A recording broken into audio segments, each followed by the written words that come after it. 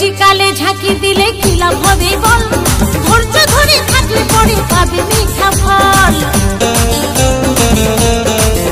এই কচিকালে ঝাঁকি দিলে কি